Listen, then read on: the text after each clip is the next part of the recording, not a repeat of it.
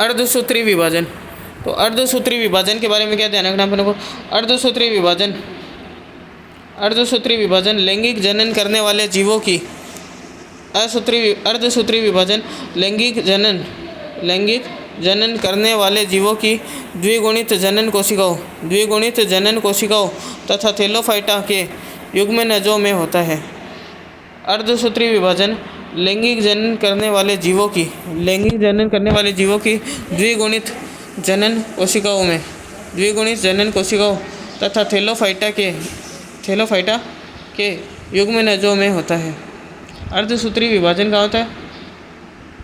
अर्धसूत्री विभाजन लैंगिक जनन करने वाले जीवों की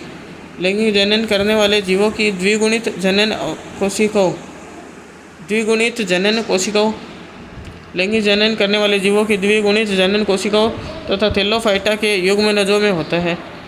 इससे अगुणित लिंग कोशिकाओं अथवा युग्मकों का निर्माण होता है। इस प्रकार के कोशिका विभाजन में एक जनक कोशिका से क्या होता है, 4 संतति कोशिकाओं का निर्माण होता है। एक जनक कोशिका से 4 संतति कोशिकाओं का निर्माण होता है।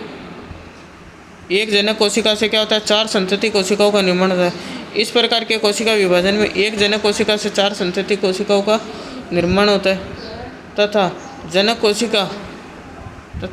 कोशिका से संतति कोशिका में गुणसूत्रों की संख्या आधी रह जाती है तथा जनक कोशिका से संतति कोशिकाओं में गुणसूत्रों की संख्या आधी रह जाती है। इस कारण इस प्रकार के कोशिका विभाजन को अर्धसूत्री कोशिका विभाजन कहा जाता है। इस प्रकार के कोशिका विभाजन को क्या कहा जाता है, अर्धसूत्री कोशिका विभाजन कहा जाता है।